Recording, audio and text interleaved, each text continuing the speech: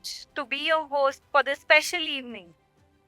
On behalf of ISST, a very warm welcome to our dignitaries, faculty members, parents, sponsors, students, founders, coaches, athletes, and all the sport enthusiasts present here. Tonight is not just an award night. Tonight is about people, purpose, and power of sports to shape lives. At ISST, we don't create professionals for the sports industry. We build humans in sports.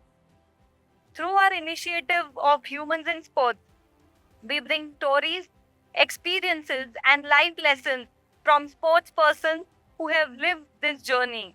The highs, the failures, the comebacks, and the mindset it takes to succeed in life.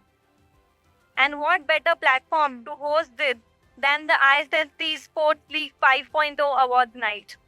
A celebration of performance, participation, and passion across 11 different sports.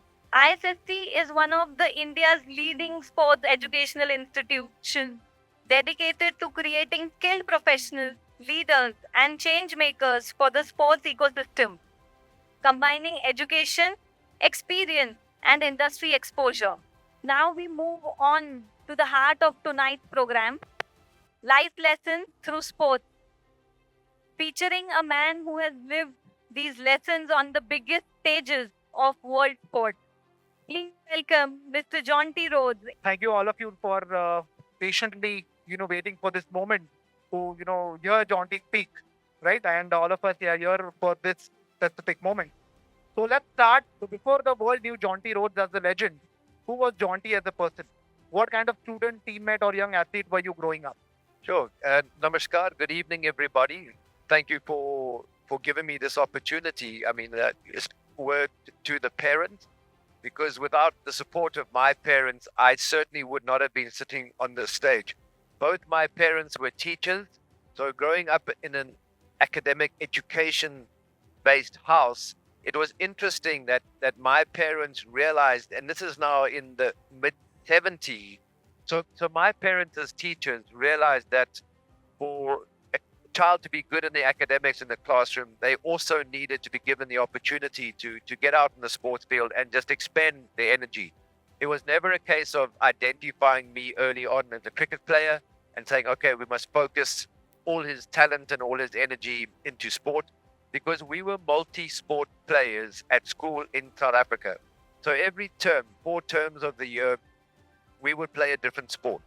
And because my father was he wasn't the school principal when I was there, but myself, my 2 brothers, and my father were all based at the same school. So we played football, tennis, hockey, cricket, swimming even, rugby, my younger brother. I had epilepsy at a young age, so amazingly, I wasn't able to follow, because that was my father's main sport, was rugby when he was a young man. And so I couldn't follow in my father's footsteps, because rugby is it's a real physical contact sport. So because of the epilepsy, but again, another amazing lesson was that my parents realized that if children are perceived to be different, like with epilepsy, then their peers, my friends, could be a bit nasty to somebody who's perceived to be different. So they just ensured that as long as I wasn't playing rugby, putting my head in the wrong place, they supported me in doing everything else. And there was a big lesson for me early on, that understanding the things that you can't do, the limits that you have, doesn't stop you from doing, and focusing your energy in other areas. So because I couldn't play rugby, I had to play hockey and I had to play football. And those 2 sports certainly made me the fielder that I became, because there were no fielding coaches. Cricket in the early 80s and 90s, it was about batting and bowling, and nobody was being a fielder. So the other sports that I played groomed me as a fielder. So without my epilepsy, I probably would have played rugby and possibly would have been good in the field, but not as exceptional as I became because of those sports that I played. So growing up in a small town, sport was a big part of what we did every afternoon. And I'm really grateful for that, because as you said earlier on, Vipul, it is a reflection of life. There's so many amazing lessons that we learn on the sports field that we can implement in our homes and in our community. Fantastic to know that you've played so many sports and it helped you to be who you are today. So, was there a moment early in your life where cricket stopped being just a game for you and started shaping who you were as a person? Well, interestingly enough, the state hockey player and a state cricket player in the early 90s before South Africa was a democracy. So South Africa only became a democracy in 1994. And prior to that, there was a minority white government, the apartheid government in South Africa. So we had sporting and economic and political sanctions imposed on South Africa to try and force change in the government, which fortunately came around. So, I grew up in South Africa. I went to university because sport, firstly, wasn't professional. Even if you played for your country, it was almost semi-professional. But secondly, in South Africa, there was no international sport. So studied at university and at the same time was playing hockey and cricket at state level. So I never really chose cricket. Cricket never really, took me down a path because I felt I was a better hockey player. But hockey was not yet recognized internationally, where cricket, we went to the World Cup in 1992. And now suddenly we were touring in England. We would tour Sri Lanka in August, September, which is the hockey season in South Africa. So up until 1995, I was playing cricket for South Africa and state hockey, every winter. So I didn't choose cricket. Cricket definitely chose me. Fantastic. Well, I would say that for young children, boys and girls now, I mean, congratulations on India winning the Women's World Cup. That was pretty amazing. And exciting for me as a cricket coach, somebody who's been involved in the game, coaching for so many years, seen the success of the women's team, because I've seen what the IPL has done for cricket for the men and the boys in India, and the success of the national team. How that's even though there's such passion in India for the sport, growing facilities, making cricket become a business, sport become business in India. I think the success, the World Cup win from the ladies team will inspire so many young girls to want to play cricket for India, which is exciting. But not only cricket in India, but sport for girls in India. So from that point of view, it's been great to see how that has changed and pushed things. But the question you're kind of asking me, do I encourage other sports? Absolutely, I encourage other sports, because as a fielding coach, cricket is not. It's always been seen as a linear, straight line game. You bowl down the wicket, you bat, the ball comes from here. But as a fielder, you need lateral movement. So sports like basketball, handball, badminton, tennis, field hockey, football, all these sports, one, require lateral movement, and they also require peripheral vision, so more awareness. And you saw Sky take that great catch on the boundary for India to go ahead then and beat South Africa in the final. But knowing where the boundary rope is while still trying to watch the ball, that sort of awareness is essential, and it comes from now working specifically on boundary catching. But for me, it was more a case I had the awareness from the other sports that I played. So I'm very much a promoter of being, and you don't have to play it at state level, but in your warm-ups and in your social times, if you are a cricket player, play other sports as well. Yes, a very nice takeaway for the cricketers in the audience. Uh, India is a cricket crazy country. You know that very well. We spoke about it. And we've seen athletes like Virat Kohli setting high standards. We spoke about that as well for fitness in cricket. But back in your days, you set, new records in fielding. So was that a conscious decision that you made that to work on your fielding skills, or it evolved naturally? I think my fielding at school, I was already renowned for being a good fielder. Okay, so I did not bowl at all. I played 245 one-day internationals for South Africa, and thank you. I think I bowled 1.2 overs in a game. It was my 200th match. We were playing on tour in the West Indies. It was a 7-match one-day series, and we were already 6-0 up. And we were flying out the same evening, and I think most of the players were already heading for the airport in their mind. So Sean Pollock was the captain. West Indies needed 4 runs to win, and he gave me the ball because it was still 15 overs. We had played really badly. So that was the only time I bowled. I managed to bowl a maiden over because the West Indies didn't want to get out to me. And I was a good fielder with my own bowling, so there was no easy single. And then in Test cricket, I played, I think, 54 Test matches, but only bowled 2 overs. One was against India in 1993, and one was against Australia in 1994. So it took me, that just tells you how bad I was as a bowler. I had all this energy. And the best way for me to expend that energy and not let it become, adrenaline and make me tense was to run and keep running. But the great lesson for me around the fielding was that my job was to bat. I was a batter. I was selected to bat. And not every day would I have a good day at the office. So sometimes, I would score 0 runs, sometimes 0 to 10 or 15, 20 runs, and not always successful. But in the field, I could make a contribution to my team every single ball.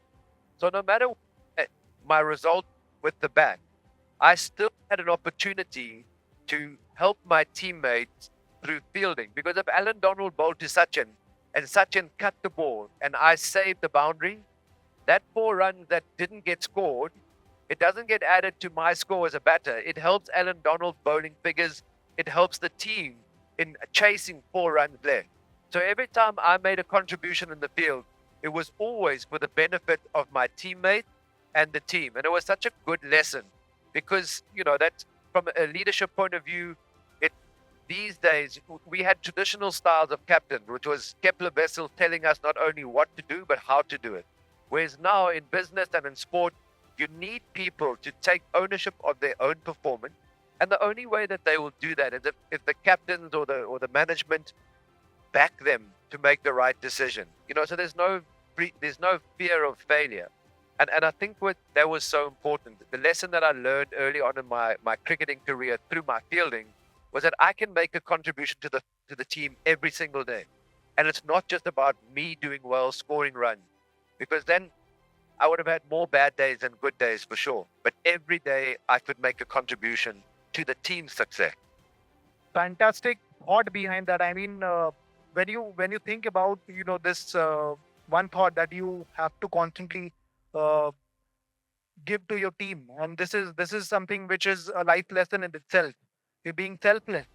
Today we see many young cricketers going for making their own records and doing all of that. So this is a big lesson, I feel, not only in the field of sports but also in the field of life, where being selfless is very important. Being a team member is very important.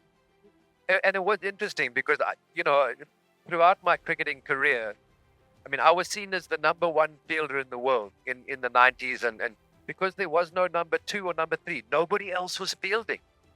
Most people at the time were standing there and then they'd put a foot out and they'd throw the ball back. But in the early 90s, the Indian team, they wouldn't even put a foot out. They would watch the ball go past. Oh, boundary, good shot. They wouldn't even chase the ball to the boundary because there was like 30 ball boys sitting behind the bunt, and they would ask them to throw the ball back. They wouldn't even go there and fetch it. So it was very easy for me to stand out. But, having that sort of mantra about what can I do for the team in the next ball? What is the next thing that I can do for the team? I got dropped for 2 years. So between 1996 and 1998, I was still the number 1 fielder in the world. I was still playing all the one-day matches, but I got dropped from Test cricket. So then my goal became to be the best 12th man in the world. Because again, rather than me focus, I had to work on my technique, but the team would come in. We were playing in Chennai or Colombo, hot and sweaty and humid. And Alan Donald in those days, he would have that war paint on his face, and he had, a vest under his shirt, and then woolen socks. Because for fast bowlers, their feet take such a pounding at the crease.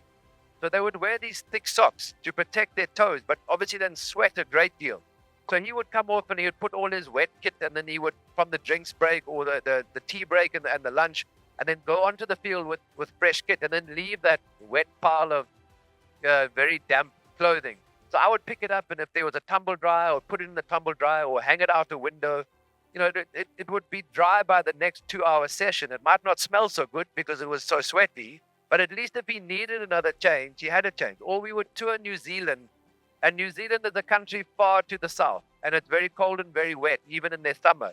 So the team would come back from the ground, and there was often mud in the spikes in your shoes would collect the mud, and the players would clean their shoes inside the dressing room. So when they were back out, I would sweep the dressing room, get the mud out, get it all clean again. Wow. And it was interesting because nobody else wanted to be 12th man because there's no light, there's no camera, nobody is seeing anything that you do. But it was such an important lesson from my first World Cup that what can I do for the team in the next 60 seconds? Wow. Wow. I think it's a big lesson in itself that, how can I add value to my team? How can I be important in my own ways? That is something very important to learn from you. Thank you so much for that. And I'm sure all of us are going to take back this wonderful lesson back with them. So, Jonty, most of us have grown up looking at your game, and we've, had you as an idol in cricket, and we followed your cricket. So I'm sure you must have also had mentors and role models whom you looked up to. So one piece of advice from a coach, teammate, or a mentor that genuinely changed your life in all your cricketing years or your sporting days that you still carry with you today. That's an interesting question. Because of the apartheid in South Africa, there was no international sport. So the 1970 tour of the South African cricket team in 1970 that was supposed to go to Australia got cancelled because then sanctions were imposed. So then at that stage, I was 1 year old. So for 27 years, as I was growing up and being a youngster, there was no international stars in South Africa. So firstly, my sporting hero, and the irony in a country, in a white governed country, a white minority, where you couldn't mix in with any other race or color skinned people. So in my community, there were only white boys. There were only at the school white children. And my hero was Pele, the famous Brazilian center forward, because that was my position, center forward. And so here was this black man in a country far away from mine, but he was my hero. But I almost couldn't tell people that he was my hero because it was against the law to have relations with people of other color. So we didn't have these international players that we could look up to and get advice from. But my father, again, as a teacher and as a sports master, he gave me a piece of advice when, so, you start representing your state when you're 13 or 14 or 15, depending on the sport and how much access you have. So when I was 15 in South Africa, I was starting to play state sports, state cricket and state hockey at junior level. And my father called me to his practice sessions where he was coaching the 8-year-old boys at the school, because he didn't want anybody to accuse him of putting his sons in the A team and the first team. And, there's often there's politics in sport in India, we know that. And he made sure that he was just coaching the small kids. So nobody could point fingers at him and his selection of us as youngsters. But the one day he said, Jonty, please come down to the 8-year-olds practice. Now I'm 15, I'm playing for my state already. And I'm thinking maybe he wants me to sign a few autographs for his boys. But at the end of the practice, 2 hours of underarm tennis ball, one hand, practicing the basics. The boys then went off. Not a single autograph was asked for. Obviously, I wasn't very famous. But he said to me, Jonty, when you watch them today, do you think they learned anything? And I didn't want to disrespect my father because he's as an educator, he gave so much of his time, and he's coached me, but not as a cricket coach, more as a mentor. And I didn't want to disrespect him, but I said, no, I don't really think they learned anything. I watched them. They hardly learned, but they were sweating crazy hot because 2 hours in the sun running around. And he said, let that be a lesson for you, because it's not about working harder.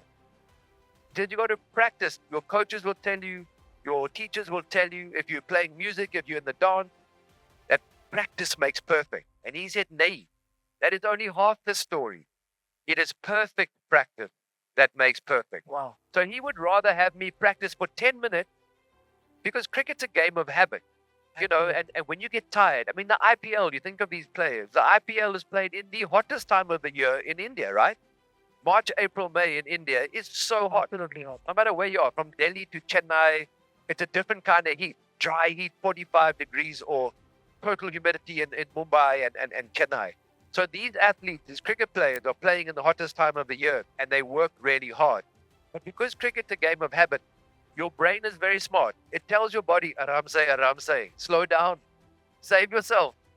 But the problem there is that those sort of habits, you do everything at high intensity for 10, 15 minutes, and then you start getting tired. So you start aramse, you start taking it easy.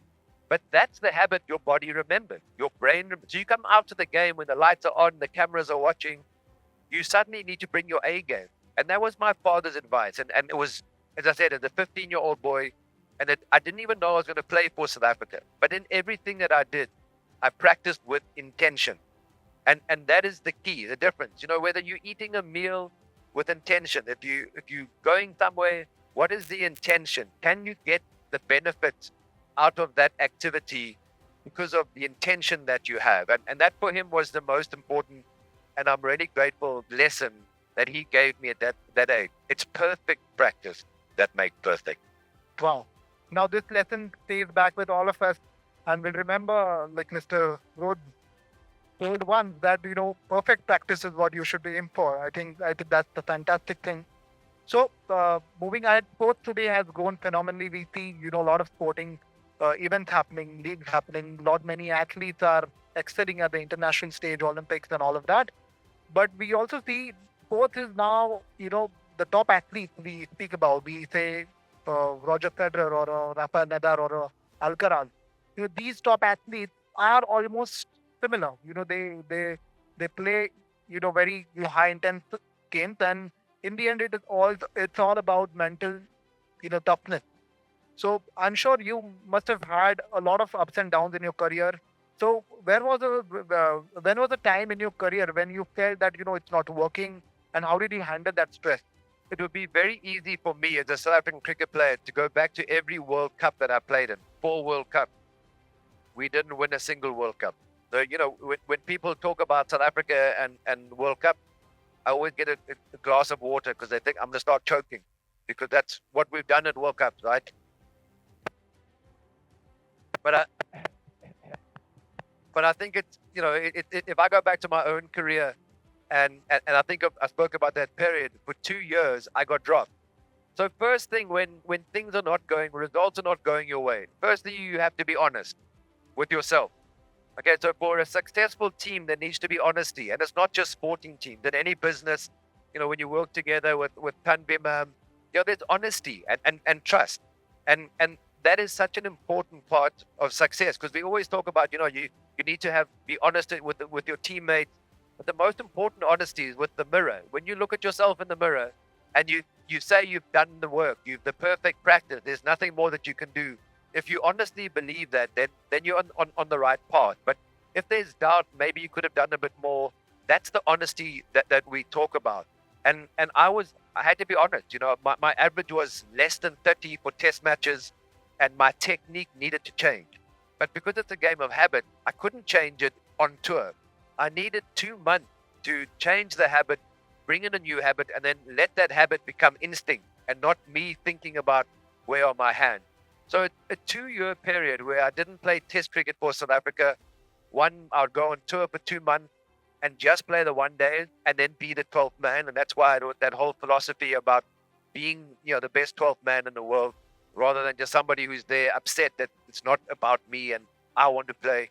But the honesty was really important.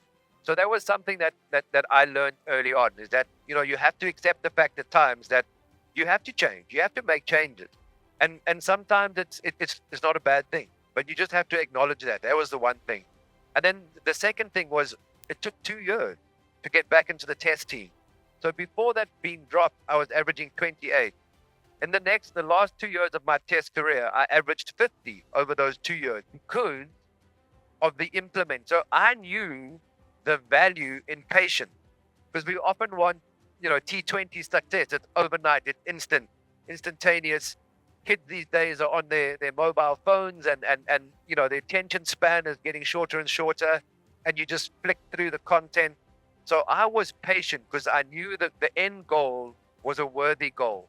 And that for me allowed me to be resilient in that period of 2 years where it was very frustrating personally, but I never showed it. I never allowed that frustration to ever boil out and ruin my contribution to the team. So one, I was honest. I acknowledged the fact that I needed to change. The second thing was then obviously practicing like it was a match. So every time, because when you practice, it's easy, right? There's no pressure on you. So if you're not practicing with a purpose or with that intention, then it is too easy because nothing like the game time. So that was the perfect practice that then it became a habit. And then the third thing was that the goal that I had of getting back into the South African cricket team playing for Test, it was worth any sacrifice. And it allowed me to, for 2 years, not play in the team, but still have that goal of getting there eventually and understanding that my time, if I put in the work and I have the discipline, my time will come. And if it doesn't come, it wasn't meant to be there. So I think that was also another important lesson for me to understand. Wow, what a nice insight. I think from this answer of yours, one takeaway for me is like be the 12th man, keep putting the work, and results will follow. And what a fantastic thought. So moving ahead, there are many young students in the audience. We've got around 100 plus students who are at our institute, and all of them are building their careers. They're building their lives in sport. So, what personal values do you think these students should look at, and what personal values did sport reinforce in you that you now apply in life beyond cricket, which these students can learn from? I think firstly, being especially in a team environment, out of all the sports that I played, I played 4 sports for state: so tennis, hockey, football, and cricket. And out of all the sports, the least enjoyable for me was tennis because that was a thing, it was an individual sport. And I loved being a part of the team because it meant that I could keep, as I said earlier, I could keep contributing regardless of my own personal performance. I could still contribute to the team. So I think that's such a huge lesson that I learned at school, playing the different sports, was that being a part of a team is not about my own performance. And it allows me to support other people in their progress and in their opportunity to take their game and their whatever it is to the next level. So that for me was a really important thing.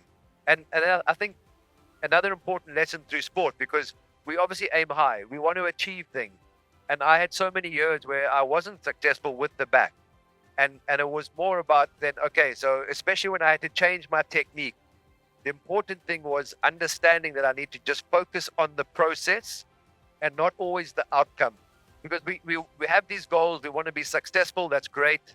And if we don't achieve the goals, what do we do? Do we crash and then we give up and go somewhere else? And often, as I said, you put in the effort, you keep that discipline, the consistency. The results might take 2 years, but if you trust in the process and learn from every outcome, every result, then it's going to allow you to be consistent over a long period of time. So for us, we look at the process as coaches because that's something that's totally in our control. The outcome, we can't always control it. You look at Bumrah. I mean, who's the best Yorker bowler nowadays in the world? Bumrah, right? I mean, he learned from Malinga at Mumbai Indians. He had the best teacher in the world. So when Bumrah bowls that Yorker, and he delivers the perfect Yorker, a batter can still get an inside edge past the keeper for a boundary. But now Bumrah had to defend 2 runs to win the game. Now the ball goes to the boundary, so India loses. Is he at fault? No, he's done everything. He has planned it and executed 100%. So there are some things that are beyond your control. So we learn, and often a big danger for us as IPL coaches is that the teams win one game on Monday, we play another game on Wednesday, they win the Wednesday game, and suddenly you're on this momentum. And that for us is a dangerous time because the players then forget what got them to Monday's success, to Wednesday. Because by the time Friday or Sunday match comes, they've gone from 7th on the log to number 2 in the rankings on the table. So they start thinking, okay, this game is easy, it's under control. So we focus on the process because that's totally in our control. And what did we learn from the outcome? Success or failure is just an experience. What are the lessons we can learn from that? And I think that was so important. It then keeps you emotionally stable through a tournament like the IPL, which, let's face it, is up and down like a roller coaster for your emotional state. Fantastic. So, Jonty, you've been part of a lot of IPL edition as a fielding coach, as a mentor to many teams, top teams. So, if you had to pick one habit that made the biggest difference in your life through your career, what would that be? One habit which you think has really changed you as a person. I think the interesting thing is, we speak about communication. So trust in teams, trust in business, and that requires good communication. So good communication for us in an IPL, because we could get players from Australia who bat number 3 or number 4 for the Australian team, but we bring them into the IPL team. They have a different role and a different responsibility. So if we don't communicate the responsibility or the roles and are clear with what we're looking for. So role clarity, role responsibility is so important for, good communication is needed. But good communication, the thing that I've learned about in the IPL, because there's so many young Indian players, and there is too much respect almost in Indian cricket. So if you're a youngster in the Indian team or an IPL team, you often just sit there very quietly and you don't feel that you can contribute because you're not worthy enough. So too much respect for the coaches, for the senior players, because cricket is a team game. It's made out of 11 individuals who are playing, who are totally different. Yes, we're all playing cricket, but they come from different regions. They speak different languages. They look at the game differently. And in a team environment, we need those unique ability to contribute. So the one thing that I've learned about communication, especially in India at the IPL, is that good communication is not just being able to tell people clearly, it's about being able to listen. So, we talk about active listening, and active listening is giving everybody your 100% attention, even if it's only for 3 minutes. You got to hear what they're saying. Because a young Indian player, if I'm coaching them and giving them some advice, I will say, "Do you understand?" And he will say, "Yes, Jonty, no problem." But I know he's thinking, "What is this old man trying to tell me?" So his mouth is telling me one thing, but his body language is telling me something completely different. And that's what active listening is about. So listening is not just this. It's reading somebody's body language. And to read the body language, you have to know them. And we spend time as coaches. You can't just see it on the surface.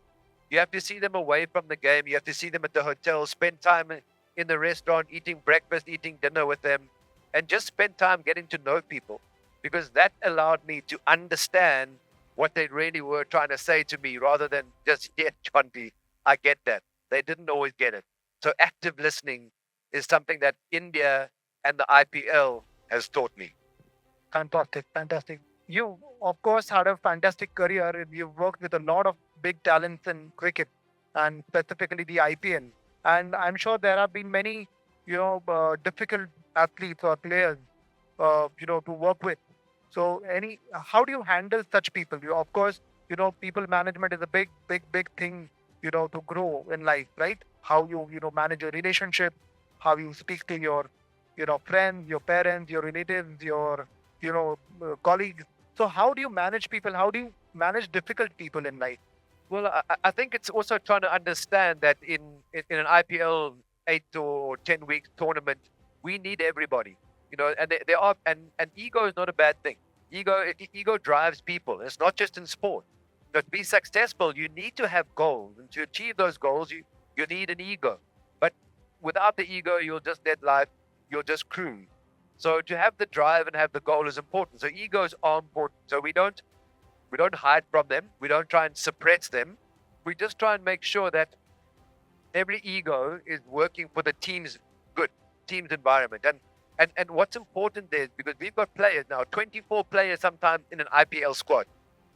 And if the team is being successful, like an MS Dhoni with CSK for a long time, before they started they had all these senior players. They had the same team every single game. They had their bowling plan was exactly the same every single game.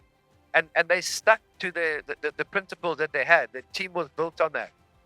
So you would often have international players with big egos sitting on the side and not playing. Teams who are not doing well, they'll have 11 players, and then next week 3 different players, and the next game 2 different players because they're not sure of their success. So successful teams change less. So we as coaches have these great players sitting on the bench. They don't even get on the field. So we know that, everyone looking for recognition, and it was so important for us to recognize and appreciate any small contribution because everybody wants to do the sexy thing. The sexy things in cricket are Bumrah smashing the stump or MS Dhoni. I mean, what was the last shot that was played in the 2011 World Cup to win the World Cup against Sri Lanka? It was the helicopter shot, right? I mean, that was such a sexy shot. The great image of MSD taking India to win the cup. But we can't always do the sexy thing. And for us, it was really important to recognize and appreciate senior players, international players, running around, sprinting around the boundary to get a water or rehydrate to a young Indian bowler who's possibly taking their place, because you've only got space for 4 overseas and 7 local players. So maybe this guy's a fast bowler from Australia, and a young Indian fast bowler with less experience, less skill has to play in the team. But we see this guy sprint around the boundary to ensure that that young Indian player gets his drink in time, or young batters talking to some of the experienced players at the breakfast, and we'll just go and say thank you. People tidy the dressing room, tidy their area. We'll just say we saw that and we appreciate that, and that is such an important lesson, because he can't hit the winning shot every game or take that last wicket every game. But there's small contributions that we can make every single day. And when we see that, we recognize it and we appreciate it. Because then the players at least feel like they are part of the team. They are making the contribution. And that's important in 10 weeks, because, I keep talking about this cricket game of habit. And if you change or in a habit 3 weeks, 4 weeks, you hardly see any difference. But there's this inflection point that suddenly it rises. So you put in all the effort, but that same inflection point, if it's negative energy, it can also go down just as fast. And you don't see it for 2, 3, 4 weeks. And suddenly the energy in the whole dressing room is dragged down by one individual. So we're very aware of looking to appreciate people for their contribution that's away from the light, that's away from the cameras, but it's supporting other players in the organization and in the team. Wow, what a great insight. I mean, this is something, all of us should take away from today's talk, that appreciating people around you makes a big difference. May it be your friends, family, people around you. When we are working in a team, appreciating people who are not, performing well also makes a big difference in their, outlook toward team performance. Fantastic. So we just spoke. You've been, out of touch with cricket almost a year now, and you've been doing a lot of corporate events, speaking to a lot of corporate professionals, and so you obviously have had a very good cricketing career. But if you were 20 years old again, starting your journey today, what would you do differently, and what would you never change in your life? Well, I think I would have chosen a more specific. I have a Bachelor of Commerce degree. I think I would have been more specialized in my education, because if I see the way the cricket is played now, I would have realized then that I don't have a future in the game. So I was, the timing for me, my cover drive didn't have great timing. It often went to mid-wicket or it squirted to third man. But my timing when it came to being picked for South Africa was perfect, because there was no T20, but there was a massive focus on the team coming out of isolation. And then obviously fielding. It was, we as a South African cricket team realized that we didn't have international experience. So we could be the fittest team in the world and the best fielding team in the world without any experience. So we really focused on those elements, which for me was the best thing, because I was a hockey player, so I was very fit, and I loved my fielding. So it was like great news to me. So I think, I have no regrets from a cricketing point of view, even without winning a World Cup. The timing for me, there were so many international standard players of all races in South Africa who never got the opportunity to play for the country. So, you'll often hear in post-match interviews, the player will say, it's a great privilege to play, and I'm just so happy I could win for the team. But for me, it really was a privilege to play cricket for South Africa, because a year before, there was no country to play for. So from that point of view, I wouldn't change anything. But I do think that the game has evolved so much, and hopefully my skill would have evolved too. But I don't think I would ever have approached cricket thinking, okay, here's a business opportunity, and in the long run, I'm going to be a successful cricket player. I might have been looking to focus in other areas of business as a youngster going to university, rather than thinking here's a career, which is amazing that, it's not just cricket anymore, that you can choose a career in sport. And that was the amazing thing. We lived in Sweden for 2.5 years. So during the pandemic, they didn't have a lockdown. So the schools were open. We shifted to Sweden, put our kids in a Swedish school. They were 5 years old, 4 years old, and 6 years old. And they learned to speak Swedish, but they went to school every day. And, it was pretty amazing because they had this amazing work-life balance in Sweden where they spend time in nature, they spend time with their family. And I learned so many lessons there that, I just wish I'd known as a young guy. But they have a finishing school. So when they're 16 at school, they can leave school in Sweden. Or you can go to a school that then specializes in your interest. So if you're keen on your sport, you can go to a sports school where they teach you. So whether it's being a biokineticist, a nutrition, and if you want to be a truck driver, you can go to a school that by the time you leave school, you're actually qualified for a job. So it's fantastic to see you providing these opportunities because sport is such a passion for me. And it's not just cricket. I love my cricket, but I also love sport. And you don't just have to be a player to make a contribution in this game. So when I retired from sport, I worked for a bank in South Africa. So I was a business banker, and then I handled the cricket sponsorship because we launched Pro 20 cricket in South Africa, which is why we hosted the World Cup in 2007. So I've been a cricket player, I've been a cricket coach, I've also been a sponsor. So I've been a shareholder in the game from three very different perspectives. And I think it's so important to understand what you're doing here and the opportunity you're giving people who love sport and want to be involved in the industry. There's so many avenues that you can make a profession out of sport and through sport, which is great to see what you're doing here for your students. Thank you so much. Thank you. So, Jonty, I've been, very itching to ask this question. You have been regarded as the, topmost fielder in the world in your playing days.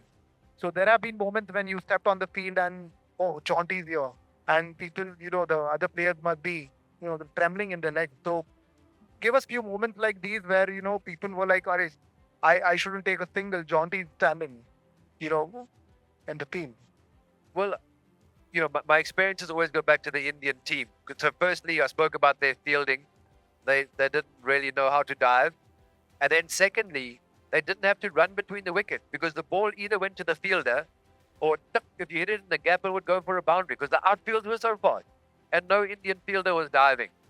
So it was always interesting to see the confusion that I was causing.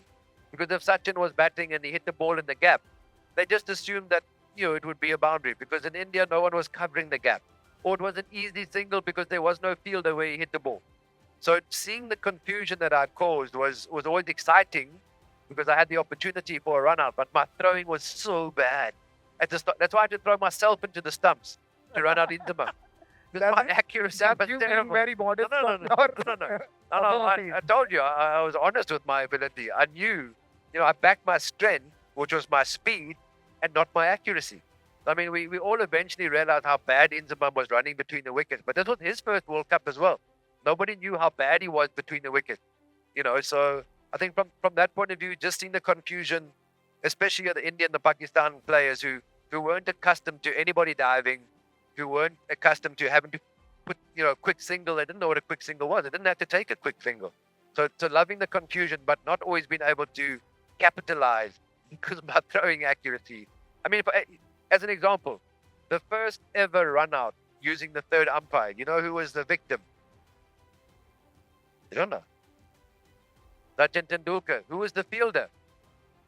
Jonty Rhodes, but not really. The fielder was actually the short leg, Andrew Hudson, in a test match because I ran towards gully area and I threw the ball. I tried to hit the stump. I missed the stump. But Andrew Hudson would come up to the stump and he caught the ball and knocked Sachin out. So it should really have been Andrew Hudson, but I take the credit. So my accuracy, I'm being honest, it really wasn't at that stage of my career because we didn't have a fielding coach even then. And playing for South Africa, no fielding coach. Now you have nets, you have stumps and equipment, you have fielding specialists, and your whole game, working on the boundary, working on your accuracy, all these things are worth that. But at that stage of my career, my speed was my strength and not my accuracy. That be modest about your.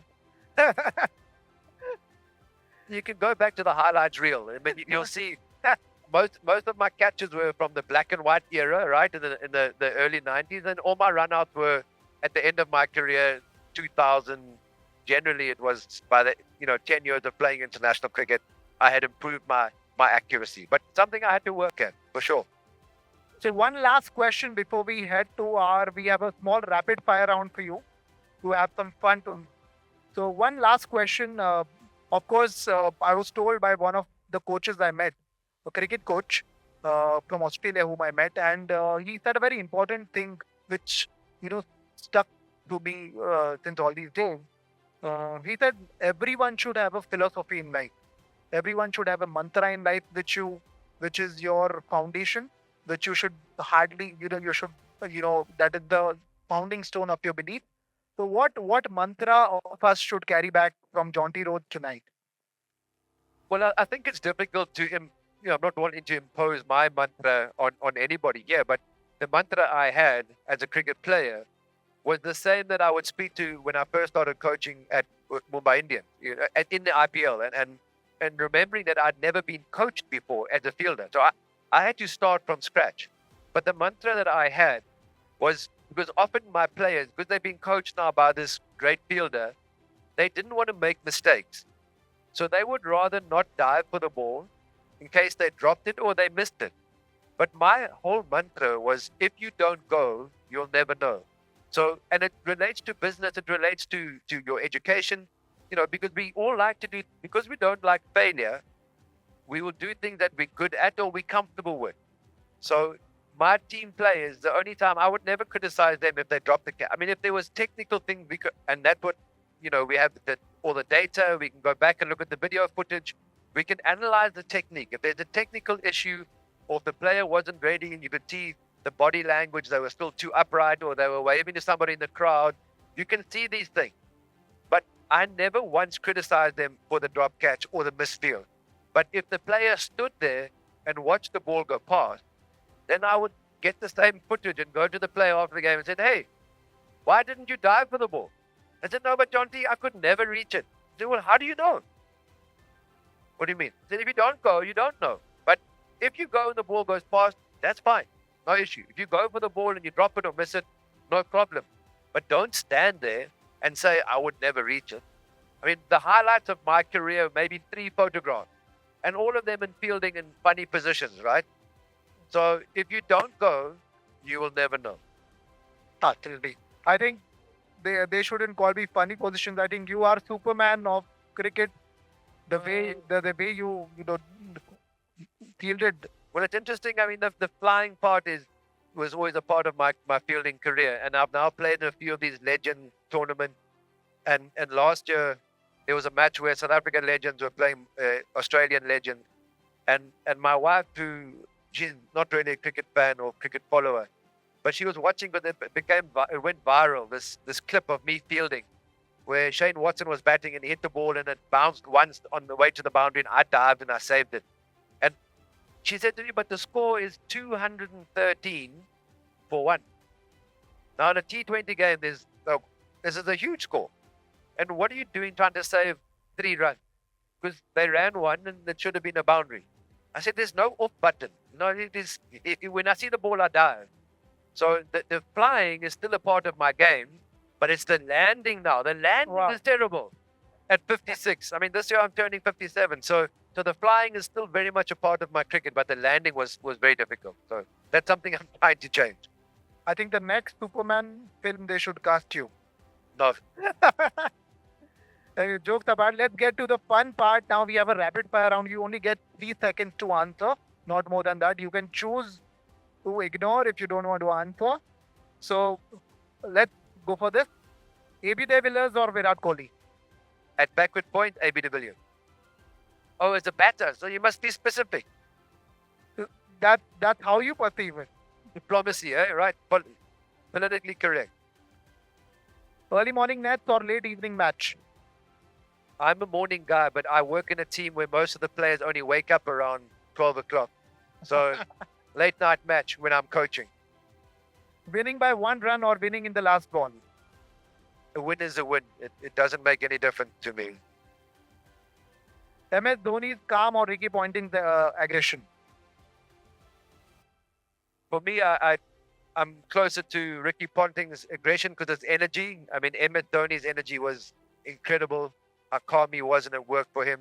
But I'm more the busy guy rather than the quiet guy. So, as I said, there's less of a Ramsa. So, I relate way closer. I relate way closer to Ricky Ponting, amazingly, because we don't like Australians, right? They keep winning World Cups. And what are the Australians famous for? Woo! Sledging. Not just winning World Cups, but sledging. But I relate to Ricky Ponting more than MSD. Test cricket whites or T20 jerseys? I like the white because then everybody could see how much I was diving around. Fantastic And answer. it's just vanity. Sorry about that. Captain you loved playing under or captain you feared playing against? Feared playing against Steve Waugh, a tough competitor. And obviously the late Hunty Cornier, who sadly at the end of his career was banned because of match fixing issues and bookmakers. But he and I had grown up playing against each other at state level. So as a business leader and as a captain, he taught me so many great principles, and only through his experience, through his what he did, not what he said. So he was a captain that really led by example. So Captain Hunty Cornier for me was somebody who inspired me throughout my career. Fantastic. If you played in today's T20 era, would you be a better fielder or a better finisher with the bat? I think a fielder, for sure. I mean, I was a finisher with the bat in ODI cricket, but with a strike rate of 89 or 90, that was seen as a high strike rate. So I'm not a power player, but I think from a fielding point of view, I might have entertained the public on the boundary, I think. Which is tougher, surviving a Wasim Akram spell or diving on Indian grounds for straight 5 days? Without a doubt, diving on the Indian ground, which was why I was such a big fan of Suresh Raina, because that guy would dive around everywhere. And I know the kind of ground that he was growing up on and diving around. So way tougher. I was known, my nickname in the team was the Indian Rubber Man, because when I came to India, I would hit the ground and I would bounce back up quickly. Because the longer you spend on the ground, the more you hurt. So I would learn to slide and get up as fast as possible. So Indian Rubber Man. Fantastic. Name one batsman who secretly hated or feared running between the wickets when you were fielding. Inzamam. Every game. Inzamam without a doubt. In fact, my teammate, because you obviously discuss the opposition and where to bowl, have a bowling plan. And the bowlers would say, they would all look when we talk about Inzamam, say, hey, Jonty, don't run him out first, because he always gave 2 chances. So run the other guy out and then run Inzamam out. So he was worth 2. He was worth 2 run outs in the game. He was that bad. Fantastic. Well done. One top fielder from today's cricket you would still beat in a direct hit run out even now. Well, definitely not Jadeja. I mean, that guy is so fast. He's so accurate. Wow. I wouldn't be taking him on. Fantastic. One IPL team where fielding is taken most seriously and one where it's clearly optional. No, that's. I think every single team. I mean, every team employs a fielding coach, so it's not optional anymore. And I look at the players and I see the level of fielding that is evident.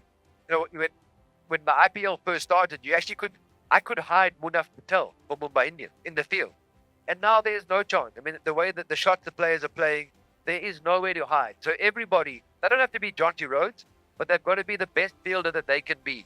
And so there is no team where fielding is optional. I think the levels of fielding have gone through the roof. It was great to see. Very exciting. If you were fielding in the IPL today, which superstar batsman would you love to run out? I would love to run out Virat Kohli from mid-wicket when he comes back for 2. But for that to happen, he would have had to have slipped in the turn, and then he was halfway down the wicket. That guy is so quick. Watching him and AB de Villiers run between the wicket. Absolutely. And, Chinnaswamy, you always think, well, it's such a good batting surface and it's not that big, so it's easy to clear the boundaries. It was, but those 2s that they would run to mid-wicket, insane. So if I could run out Virat Kohli from mid-wicket on the second run, it would be a highlight of my career. Fantastic. Who puts more pressure on fielders, MS Dhoni behind the stumps or a packed Wankhede crowd? Now, I would say the back to Wankhede. Because, I think MS Dhoni, his captaincy style, his leadership is really calm, and you don't see players, you don't see his reaction on the big screen where players feel threatened by, or not threatened, but they've upset their captain. He has incredible calmness when he's out on the field. So for sure, the Banquet, when you're fielding at Banquetti, it's quite annoying. IPL trophies are won by big hitters, smart bowlers, or the best fielding unit. What do you think? Well, obviously a combination of all of that. But we talk about when we're structuring an IPL team that batters will win you games, but bowlers will win you tournament. So for a bowler to win you a tournament, they need to have backup in the field. So the fielding is the third element. It's no longer optional, like I said. But I would say to have the best bowling attack gives you a great chance to win the IPL. Fantastic. So, last question today. Who do you think is today's Jonty Rhodes who can fill in your shoes? Well, just because he's quite short, I would say Glenn Phillips from New Zealand. He's short and stocky. He's built a bit like me, but wow, that guy, he can fly. But he's a bit more like Herschel Gibb from my era. Lots of one-handed catches. I would always try and go for the ball with two hands. So, I think Glenn Phillips knows that fielding is sexy these days. And the sexier you are, the more endorsements you get, right? So, but he is certainly somebody who looks like me in the field, throws himself around exactly like I did. But he's probably faster than I was. And he goes for everything one-handed. But he's brilliant. Great guy to watch. Fantastic answers. I think I'll give you this rapid fire round. So thank you so much. Big round of applause for our guest, Jonty Rhodes. It's been a pleasure hosting you. And he's a legend, living legend. I am so happy you made it here. Thank you so much. I loved, speaking to you and learning from you. It's a pleasure. I've grown up looking at your game, and it's really a big pleasure.